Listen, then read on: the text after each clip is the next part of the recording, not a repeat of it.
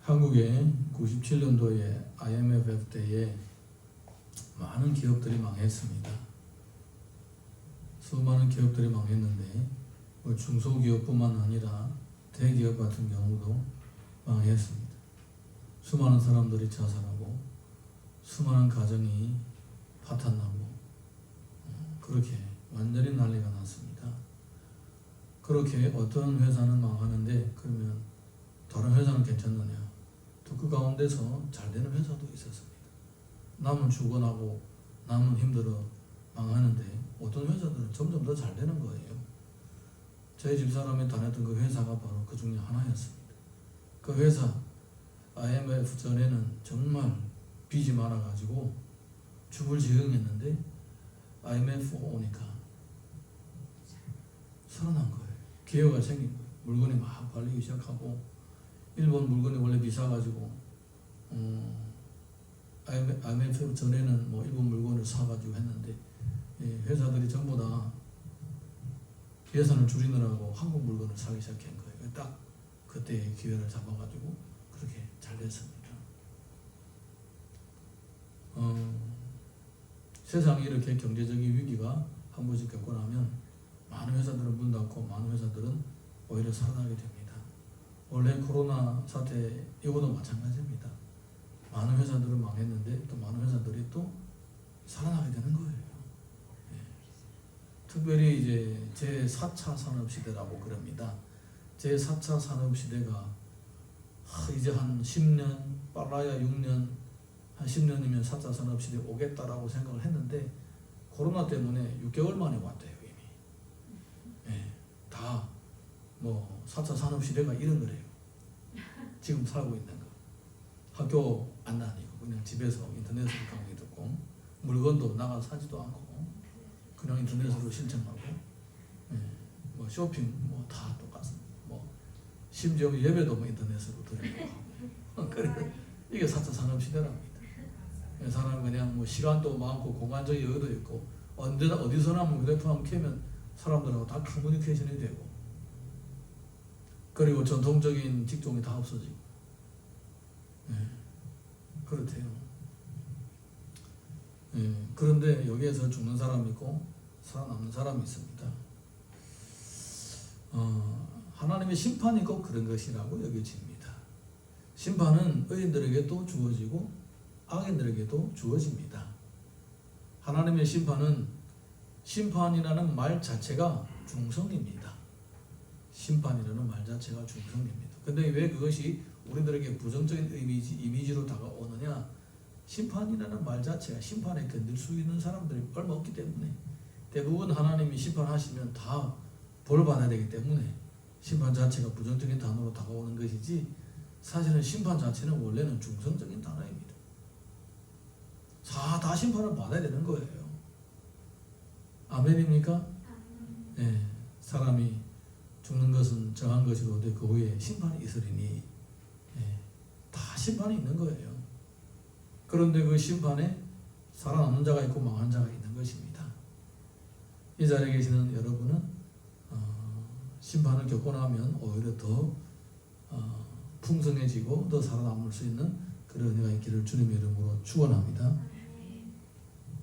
예루살렘에 하나님의 심판이 내려졌을 때에 바로 이렇게 두 부류 사람이 나눠지는 것입니다. 망하는 사람이 있었습니다. 그리고 남은 사람이 있었습니다. 끝까지 살아남은 사람들이 있었습니다. 나중에 이 사람들이 다시 나라를 회복하고 민족을 회복하고 믿음을 회복하게 되는 것입니다. 자, 그러면 어떤 사람들은 심판이 지나간 후에 망하고 어떤 사람은 살아남았느냐? 오늘 우리 본문의 말씀을 한번 보겠습니다. 12절에서 14절 읽습니다. 시작. 여호와의 말씀이 또 내게 임하여 이르시되 인자야 가령 어떤 나라가 불법을 행하여 내게 범죄함으로 내가 손을 그 위에 펴서 그 의지하는 양식을 끊어 기근을 내려 사람과 짐승을 그 나라에서 끊는다 하자 비록 노아, 다니엘, 욥 이 세 사람이 거기에 있을지라도 그들은 자기의 공의로 자기의 생명만 건지리라. 나 주 여호와의 말이니라. 하나님께서 이 땅을 심판하실 때에 먼저 무엇을 하시느냐? 기근으로 심판하십니다. 기근. 기근이라는 것은 굶주림입니다. 그 굶주림을 조금 확대 해석을 한다면 바로 가난해진다는 거예요. 가난해진다. 예, 점점 재정적인 어려움, 경제적인 어려움, 물질적인 궁핍함 이런 것들이 찾아온다는 것입니다. 이것은 하나님이 심판하시는 하나의 방법입니다. 우리 어릴 때 중국에서는 공산주의 사상으로 교육을 받고 사회주의 사상으로 교육을 받았습니다. 그래서 워충, 워광롱 이런 말이 있어요. 예, 우리 젊은 세대는 잘 모를 수도 있어요. 우리 연세 많으신 분들은 워충, 워광롱이라는 말이 있었어요. 오히려 부유한 것이 부끄럽고 부유한 것이 수치스럽고 부유한 것이 두려운 거예요. 언제 어떻게 얻어맞을 줄 모르니까. 예, 그런 세대가 있었습니다. 예, 우리가 그렇게 교육을 받았어요. 그래서 부유하든지 가난하든지 별로 신경 안 쓰는 거예요. 오히려 부유한 것이 두려운 것입니다. 그런데 지금은 사회가 완전히 바뀌었죠. 중국도 자유시장 경제, 다른 말로 하면 자본주의 도입해가지고 검은 고양이든 흰 고양이든 쥐만 잡으면 좋은 고양이다. 이렇게 해가지고 그냥 돈을 버는 사람이 영웅이다. 이게 뭡니까? 돈을 버는 사람이 장땡이다라는 이 생각 자체가 자본주의적인 생각입니다. 네. 거기다가 조금 더 해석 더 하면 천민자본주의 생각. 천민자본주의. 네. 자본주의 생각입니다. 돈이 많은 사람이 장땡이다. 네.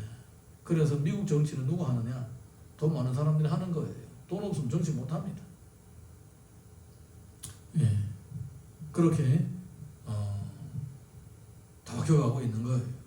근데 이제 우리 성경적으로 볼 때에 하나님은 천지 만물을 창조하시고 사람들에게 먹고 살 수 있는 모든 필요한 것들을 다 예비해 주셨습니다. 할렐루야. 네. 아담이 하와를 데리고 에덴 동산에서 살 때에 물질적인 부족함을 털끝만치도 못 느꼈습니다. 너무나도 풍성합니다. 네. 가는 곳마다 과일이 있고 보기 좋고 가는 곳마다 다 먹어보고 맛있고 거기다 짐승들도 다 친구해주지 얼마나 좋았는지 모릅니다. 네. 그 나중에 죄를 짓고 쫓겨난 후에도 땀만 흘리면 그래도 다 먹고 살 수 있을 정도로 풍성했던 것입니다. 그냥 노동의 환경이 열악해졌을 뿐입니다. 네. 열악해졌을 뿐입니다. 예전에 땀 흘릴 일이 없잖아요.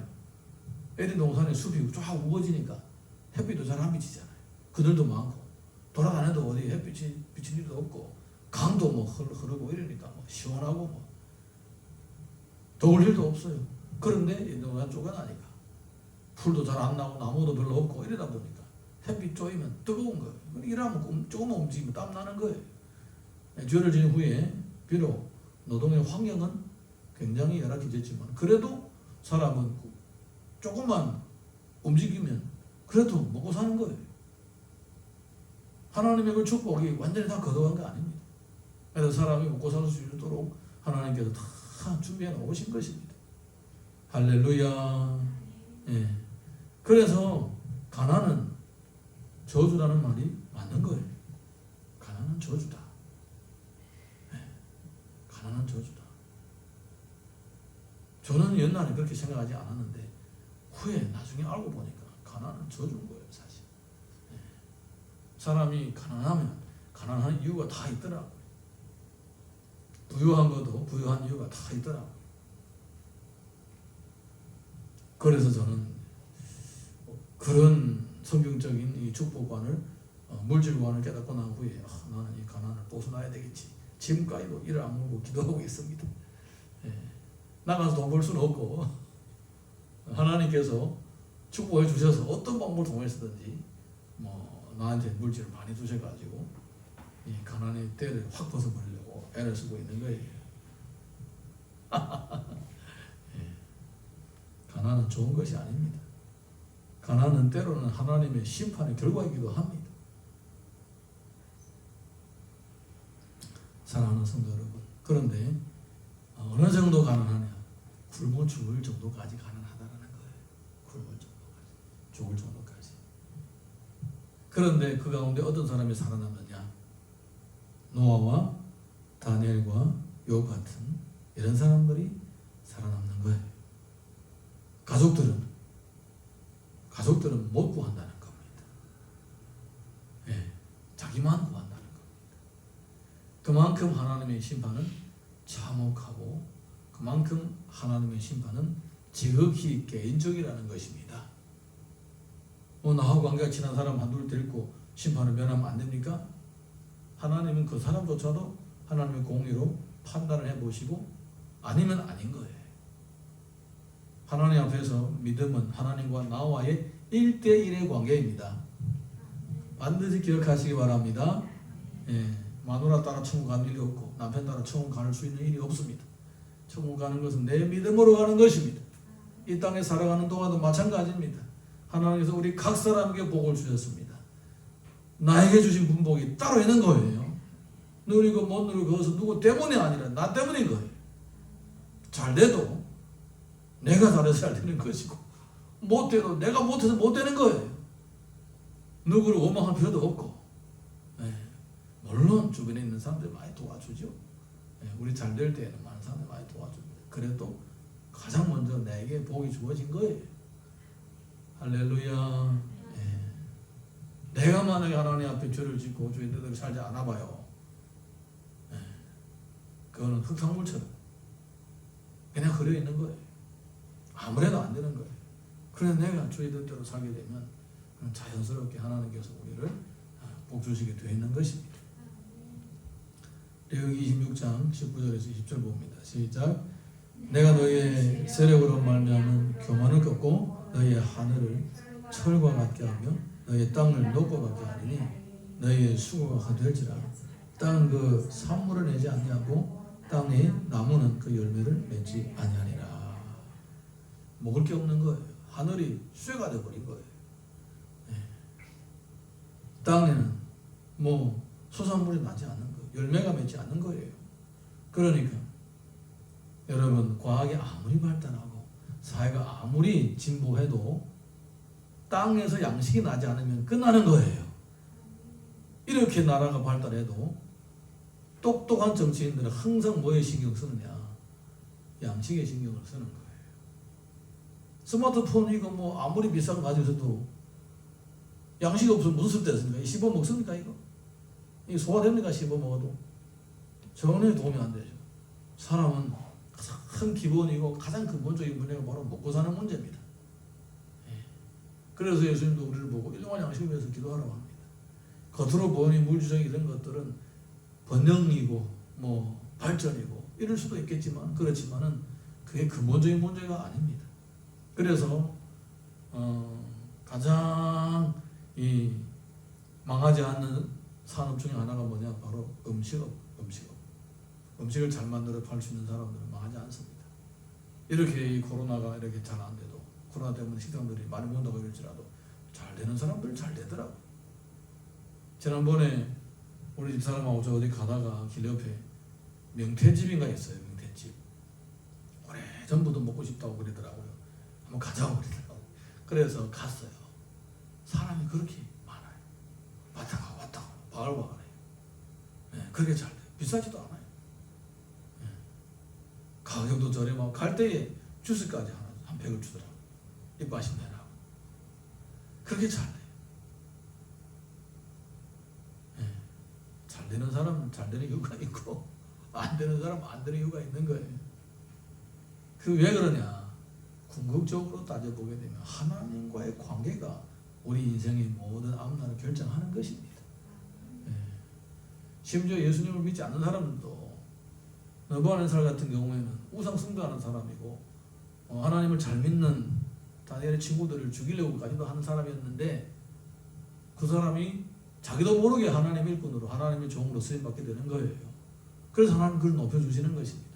그런데 그것도 모르고 내가 내 멋에 잘됐다라고 생각하고 하나님을 무시하고 그러다가 나중에 아주 미치광이가 돼가지고 7년 동안 손톱이 매발톱처럼 되고 온몸에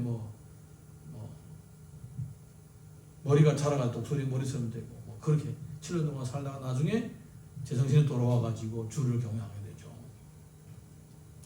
여러분, 인간의 생사화복은 하나님께 달려있는 것입니다. 그래서 각 사람이 잘 되고 못 되고 그건 하나님께 달려있는 것입니다. 심지어 안 믿는 사람조차도 자기는 모르지만 뭔가 하나님의 눈에 보기 좋은 일들을 했다. 그럼 하나님 그 사람에게 복을 주시는 거예요. 이거는 일반적인 복입니다. 일반적인 복. 일반적인 복. 그런데 만약에 예수님을 믿는 우리가 찌들어지게 가난하고 있다면 이건 우리가 깊이 생각해야 될 문제입니다. 내가 진짜 예수님 때문에 이렇게 되는 거지. 여기에 있는 이 김 목사님처럼 저 일을 하느라고 일 못해서 그렇게 그럴 수가 없는지, 아니면 다른 원인 때문에 수가 없는지 한번 생각해 봐야 되는 거예요. 저는 이제 어릴 때 주일 성수하겠다고 농촌을 떠났어. 19살 때. 난 농촌 도저히 못 있겠다. 주일날에 일을 해야 돼. 다른 사람이 일을 하는데 와서 도와달라고 그래야 돼. 그래요. 그 주일날이에요. 내가 도와줘야 내가 일이 있을 때 도와주는 거예요. 그게 농촌이에요. 근데 내 주일 성수해야 된다. 집에 앉아있으면 내가 어려울 때 다 우리 술 마시러 가야 된다. 안 오는 거예요. 그러면 어쩌죠? 나중에 내가 굶어 죽게 되는 거예요. 그래서 이거는 아니다. 그래서 저는 떠났어요. 근데 도시에 간다 해서 또 돈 벌 수 있는 게 아니에요. 또 하나님 앞에 전인적으로 헌신해야 되니까. 딴 생각, 잡생각 말고 주의 일에만 집중해라고 주께서 늘 그런 감동을 주시는 거예요. 그럼 어떻게 해? 안 되는 거예요. 나중에 한국 와도 마찬가지예요. 완전 노다지잖아, 노다지. 저도 3개월 동안은 주님께서 저를 훈련시키시느라고 3개월 동안 일하게 하셨어요. 얼마나 돈 버는 재미가 있는지 몰라요. 은행에다 적금을 안 하고 집에 베개 밑에다 돈을 놨는데 점점 두꺼워지는 거예요. 얼마나 재밌는지 몰라요. 그런데 한쪽 주여, 내가 이거 언제까지 해야 됩니까? 모세는 40년 동안 양을 몰고 다녔는데, 물론 돈 버는 재미있지만 이거 내 사명이 아닌데 언제까지 내가 이래야 됩니까? 뭐 그렇게 주일날 교회만 가면 막 눈물이 나요. 내가 언제까지 일을 해야 됩니까? 내가 계속 돈 벌고 살아야 됩니까? 그랬더니 3개월 만에 하나님께서 응답해 주셔가지고 좋은 사역지도 마련이 되고 학교도 좋은 학교도 마련이 되고, 그래서 모세는 40년이 걸렸는데 저는 3개월이 걸렸습니다. 그래서 지금도 가끔 있다 조금 쪼들릴 때는 가서 좀 아르바이트나 할까. 근데 하나님 막으시더라고요. 한 번은 자동차 부품 회사에다가 전화해가지고 면접까지 봤는데 지금 갔다가 연락 기다려야 했는데 지금도 연락이 없어요.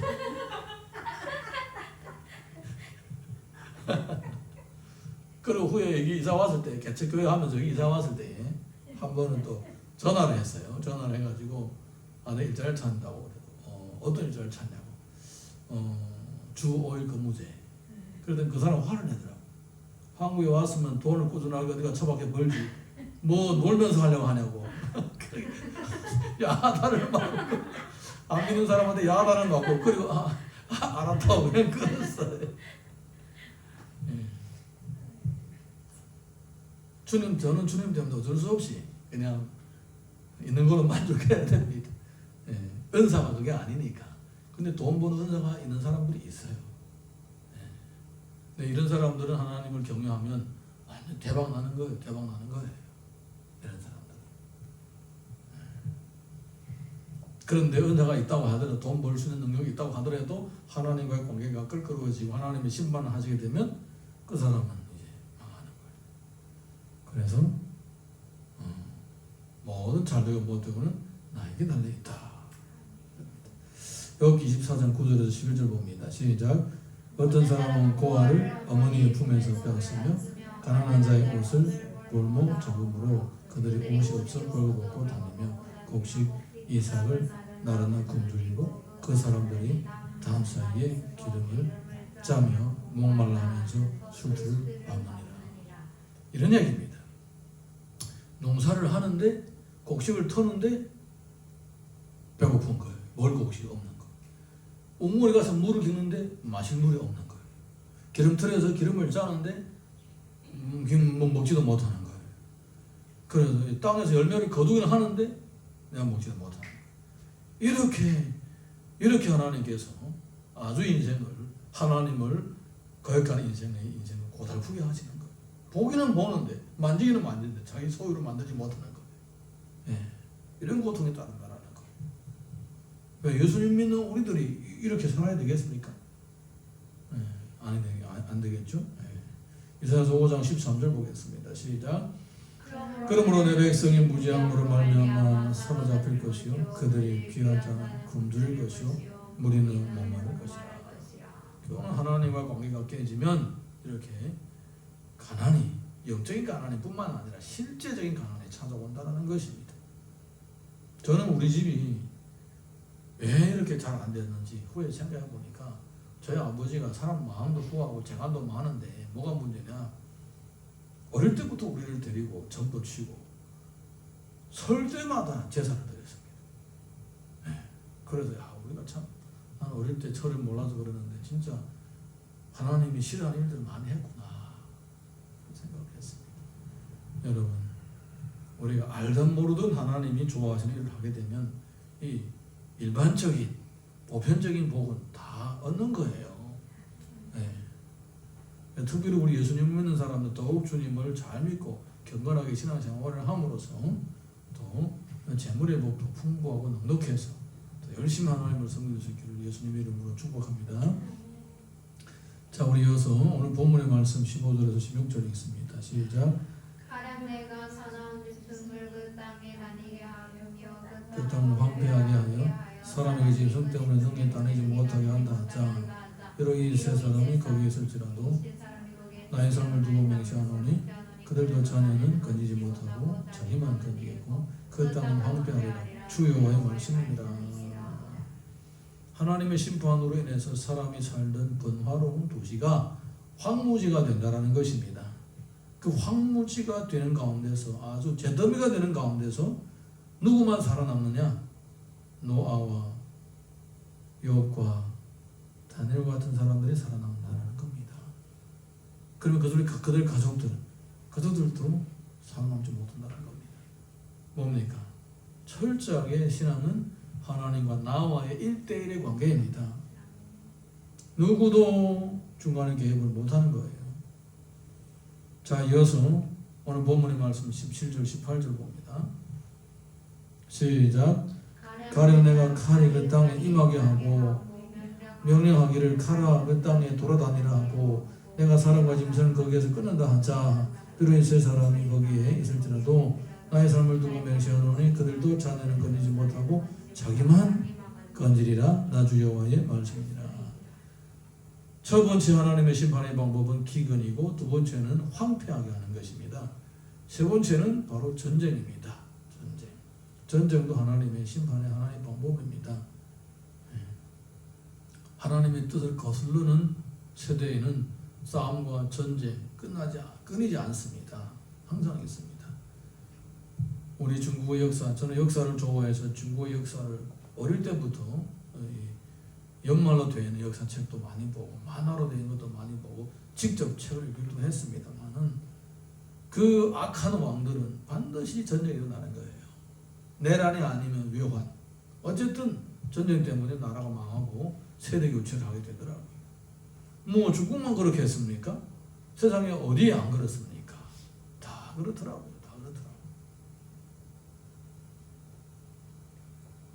하나님을 멀리 떠난 인생은 욕심의 평창을 가지고 권력의 욕심, 재물의 욕심, 이런 것 욕심 평창하면서 결국은 사람과 사람 사이에, 또 어떤 무리와 무리 사이에, 민족과 민족, 나라와 나라 사이에 전쟁이 일어나게 되는 것입니다.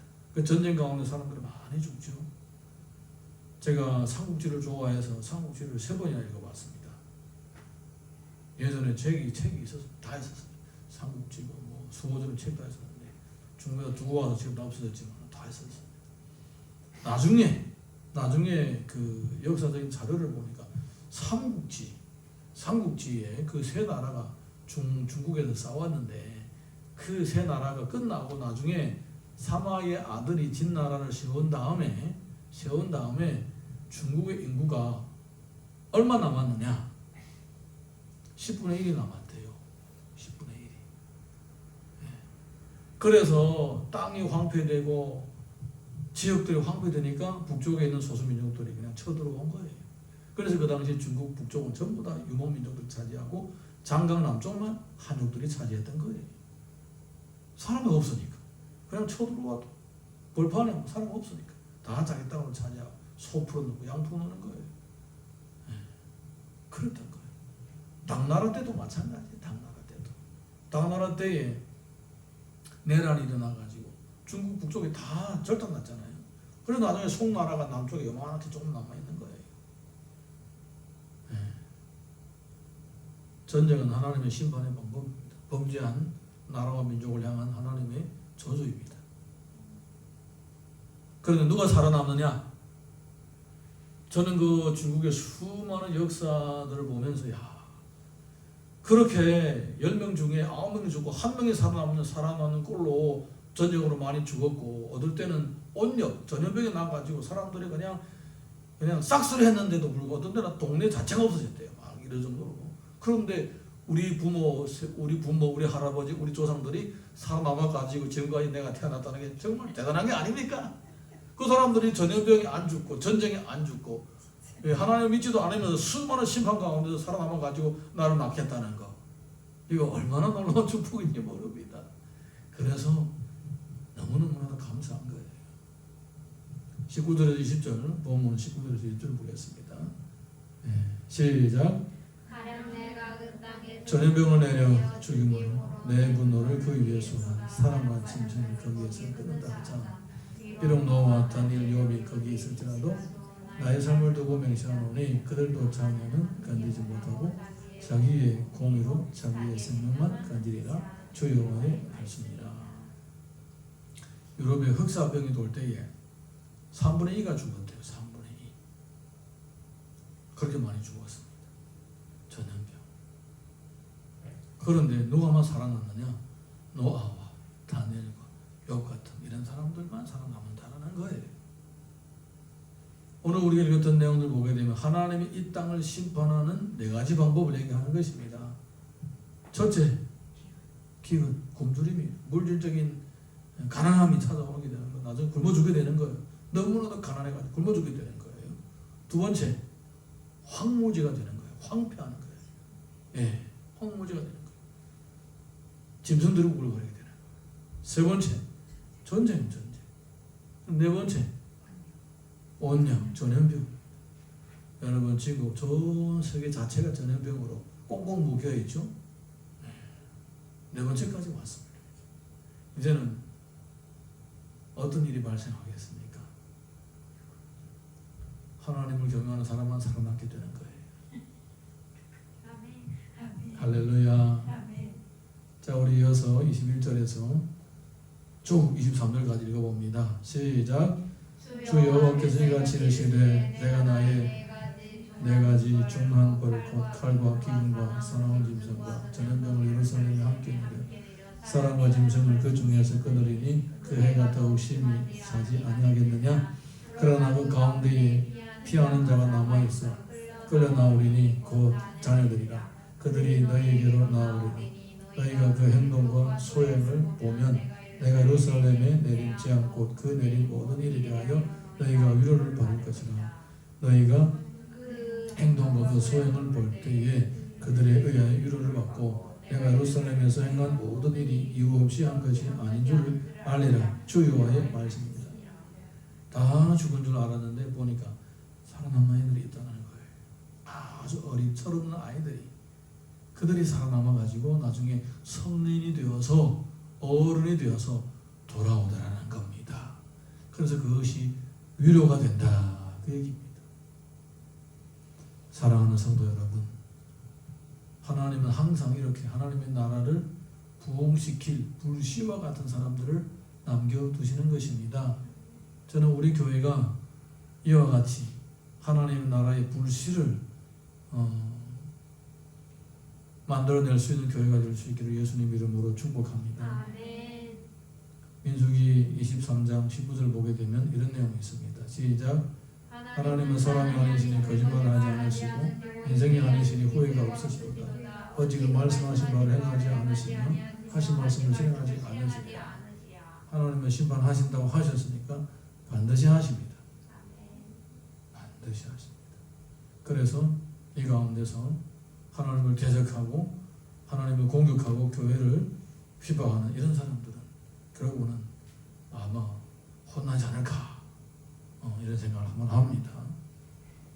또 알게 모르게 자기도 모르게 하나님 믿는 사람들의 유익이 되고 도움이 되는 사람들은 믿지 않으면서도 도움을 주는 사람, 이 사람들은 살아남게 되고 주를 경외하고 믿음 생활을 잘하는 사람들은 당연히 노아와 욥과 다니엘처럼 살아남겠죠. 이렇게 하나님 나라는 또다시 새로운 시대를 맞이하게 되는 것입니다. 창세기 18장 32절 보겠습니다. 시작. 아브라함도 이르되 주는 노하지 마옵소서. 내가 이번만 더 알으리이다. 거기에 신명을 찾으시면 어찌 하려 하시나이까. 이르시되 내가 신명으로 말을 멸하지 아니하리라. 나라와 민족이 망하는 것은 단 한 가지 이유입니다. 의인이 없기 때문입니다. 가문도 마찬가지입니다. 가문이 망하는 이유도 그 집안이 몰락하는 것도 의인이 없기 때문입니다. 의인이 있으면 하나님께서는 그 의인들을 보고 그 가문을 지켜주시는 것입니다. 근데 예루살렘은 왜 망하느냐? 의인이 한두 명밖에 없기 때문에 의인이 너무나도 다 숨고 죽고 아직 채탄하지도 않고 이런 상황이 되기 때문에 그래서 하나님의 전체를 멸하시고 남은 자들을 남겨두었다가 나중에 다시 부흥을 일으키는 것입니다. 시편 1편 5절에서 6절 읽습니다. 시작. 그러므로 악인들은 심판을 견디지 못하며 죄인들이 의인들의 모임에 들지 못하리로다. 무릇 의인들의 길은 여호와께서 인정하시나 악인의 길은 망하리로다. 의인과 악인은 결말이 반드시 다릅니다. 똑같게 한 장소에서 같은 일을 하면서 같은 밥을 먹고 살아도 어느 순간에 하나님께서 손대실 때는 전혀 다른 결과가 나타나는 것입니다. 사랑하는 성도 여러분, 끝까지 주 안에서 믿음을 견고하게 지키시고 하나님이 찾으실 때에 불씨로 남아있을 수 있기를 예수님 이름으로 다시 한번 축원합니다. 우리 다 같이 일어나셔서 찬양 하나 부르고 또 같이 주님 앞에 기도하도록 하겠습니다.